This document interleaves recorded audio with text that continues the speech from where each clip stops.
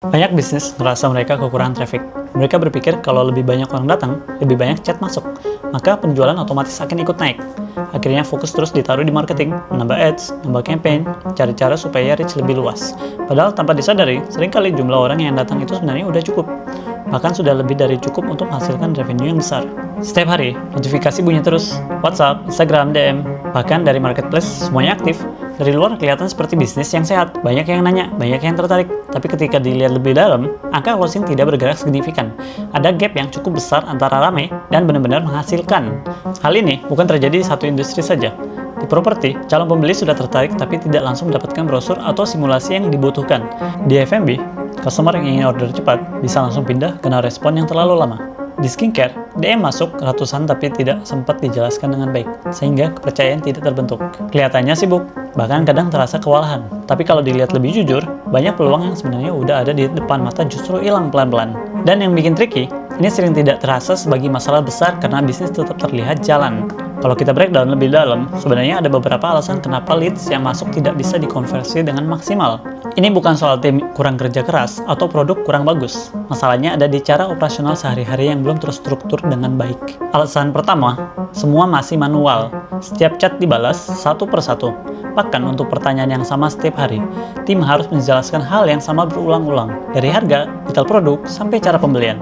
Waktu habis untuk aktivitas repetitif tanpa benar-benar meningkatkan hasil. Alasan kedua, tidak ada prioritas. Semua chat terlihat sama pentingnya di layar. Padahal ada yang sudah siap membeli sekarang, dan ada juga yang hanya sekedar bertanya. Tanpa sistem, semua diperlakukan sama. Dan seringkali justru yang paling potensial terlewat. Alasan ketiga, follow-up tidak konsisten. Banyak bisnis hanya berhenti menjawab pertanyaan pertama. Padahal dalam banyak kasus, closing terjadi setelah beberapa kali interaksi. Tanpa follow-up yang rapi, peluang yang sudah dekat bisa hilang begitu saja. Dan yang terakhir, tidak ada workflow yang jelas. Semua tergantung siapa yang sedang pegang chat. Bukan sistem yang memastikan semuanya berjalan konsisten. Sekarang, coba kita lihat dari sisi yang jarang diperhatikan. Angka. Banyak bisnis tidak sadar sebenarnya mereka kehilangan potensi revenue yang cukup besar setiap harinya, hanya karena proses handling yang tidak optimal. Misalnya, satu chat punya potensi profit sekitar 50.000. Kalau dalam sehari ada 100 chat masuk, itu berarti ada potensi 5 juta per hari yang sebenarnya bisa dikonversi. Dalam satu bulan, itu bisa jadi 150 juta. Kalau 30% saja tidak ke-handle dengan baik, karena telat respon atau tidak follow up, berarti sekitar 45 juta hilang. Ini yang sering tidak terasa, karena bisnis tetap terlihat ramai. Ketika bisnis mulai kewalahan, solusi paling umum yang langsung terpikir adalah menambah admin. Secara logika, ini masuk akal. Kalau pekerjaan terlalu banyak, berarti orangnya harus ditambah supaya beban terbagi. Tapi masalahnya bukan di jumlah orang. Kalau sistem kerja masih manual, menambah admin hanya berarti menambah orang yang melakukan pekerjaan yang sama secara berulang, tanpa ada perubahan mendasar di cara kerja. Yang terjadi justru lebih kompleks. Semakin banyak orang, semakin sulit menjaga konsistensi. Jawaban bisa berbeda-beda, tone komunikasi tidak sama, dan risiko error meningkat. Bisnis tetap sibuk, tapi tidak benar-benar berkembang. Karena itu, banyak bisnis mulai mencari solusi dengan bantuan teknologi. Tapi penting untuk memahami bahwa tidak semua solusi bekerja dengan cara yang sama. Di level paling basic, ada chatbot sederhana. Memang bisa menjawab cepat, tapi sering terasa kaku dan tidak memahami konteks. Customer cepat sadar itu bot, dan pengalaman jadi kurang nyaman. Di level berikutnya, ada platform seperti Zendesk yang lebih advance. Fitur lengkap dan powerful, tapi harganya tinggi dan implementasinya cukup kompleks. Sekarang mulai berkembang agentic AI yang tidak hanya menjawab chat tapi juga bisa melakukan action, dari cek stok, kirim invoice, sampai follow up otomatis. Jadi bukan sekedar respon, tapi benar-benar membantu menjalankan proses bisnis. Kenapa ini penting? Karena bottleneck terbesar dalam bisnis bukan lagi di marketing, tapi di proses setelah leads masuk. Banyak bisnis sudah berhasil menarik perhatian, tapi belum siap mengelolanya.